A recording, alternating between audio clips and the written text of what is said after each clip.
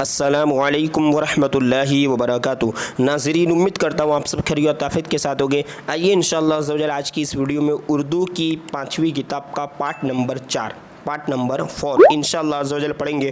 اور چونکہ آج کا جو سبق ہے وہ بہت ہی بہترین ہے، کافی علم دین اس سے حاصل ہوگا، اور آخر میں حدیث پاک بھی ہے، ٹھیک ہے، تو کافی علم دین اس سے معلوم چلے گا۔ اور پہلے جو اللہ عز و جل نے کن چیزوں کو پیدا کیا، سب سے پہلے کس چیز کو پیدا کیا ہے نا، اور کس سے پیدا کیا، یہ تمام جو مطلب کہ ٹاپک ہے انشاءاللہ عز و جل آج کی اس ویڈیو میں کور کیے جائے گی۔ چونکہ یہ سبق بڑا ہے، ٹھیک ہے، پورا، تو انشاءاللہ عز و جل پارٹ نمبر 4 اور پارٹ نمبر 5 میں اس کو پورا کر دیا جائے گا۔ تو آپ دونوں پارٹ کو ضروری دیکھیں تاکہ آپ کو مکمل طور پر علم دین حاصل ہو سکے۔ اور اس سے پہلے کے جو پارٹس ہیں، یعنی 3 پارٹس ہو چکے اردو کی 5ویں کتاب کے، اور اس سے پہلے اردو کی 4 کتابیں بھی مکمل ہو چکی ہے 80 پارٹس میں، اور تیسری کتاب جو ہے 40 پارٹ میں، چوتھی کتاب 40 پارٹ میں، تو اسے بھی آپ جا کر پلے لسٹ میں جا کر دیکھ سکتے ہیں۔ اور کتاب ڈاؤن لوڈ کرنے کے لیے نیچے ڈسکرپشن میں ٹیلی گرام چینل کا لنک ہے، اسلامک اینڈ ٹیک، وہاں پر جائیں، اسلامک اینڈ ٹیک چینل میں ایڈ ہو جائے، وہاں پر آپ کو تمام کتابیں مل جائے گی۔ آئیے آج کا جو سبق ہے وہ شروع کرتے ہیں۔ بسم اللہ الرحمن الرحیم۔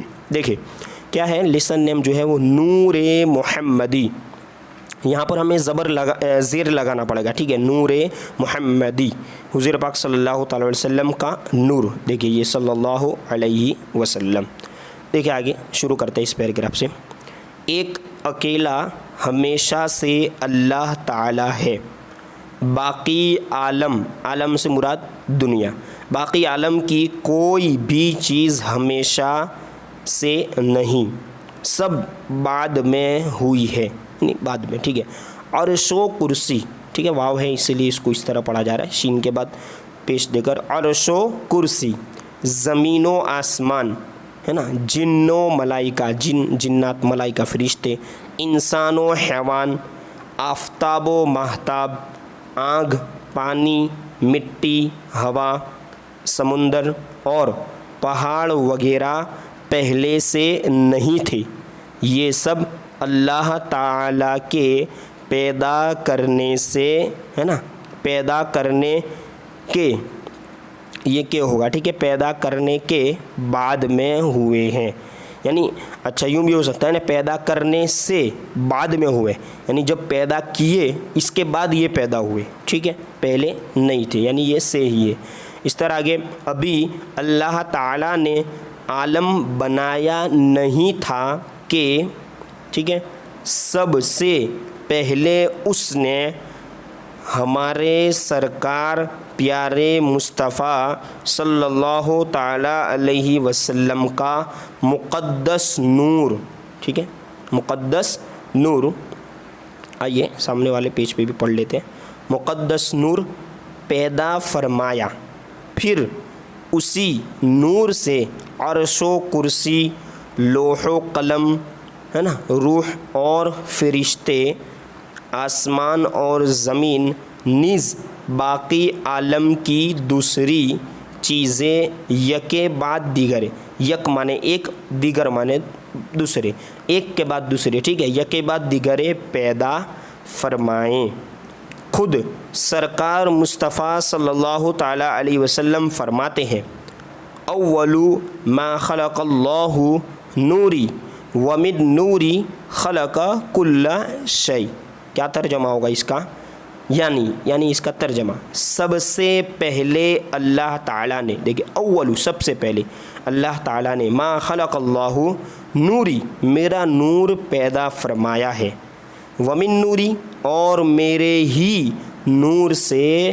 کل شیء ہر چیز بنائی۔ دیکھیں آگے، اور ہاں تم یہ گمان نہ کرنا کہ سرکار مصطفیٰ صلی اللہ تعالیٰ علیہ وسلم کے نور پاک، یعنی پاک نور کو کاٹ کاٹ کر عالم بنایا گیا، یعنی کوئی یہ گمان کر سکتا ہے نا ایک نور سے کتنا مطلب یہ بنایا گیا۔ دیکھیں آگے اس کا حل ہو جائے گا، نہیں بلکہ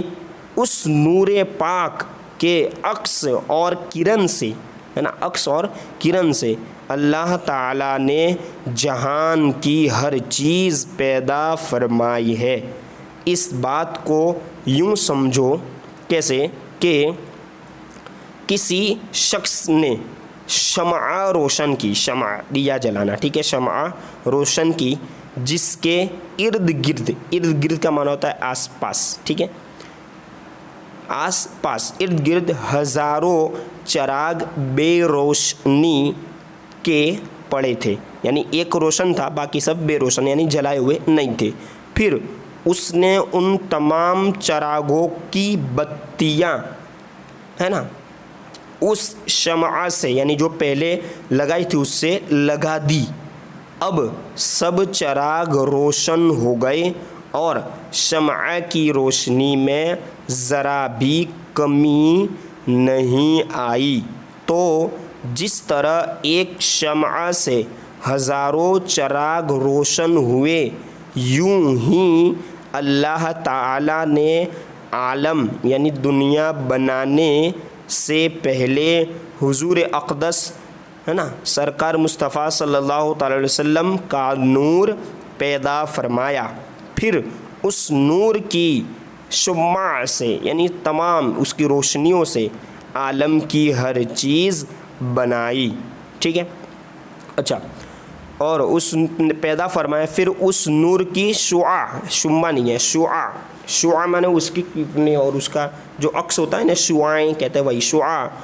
سے عالم کی یعنی دنیا کی ہر چیز بنائی۔ ابھی انشاءاللہ پارٹ نمبر 5 میں یہاں سے پڑھیں گے۔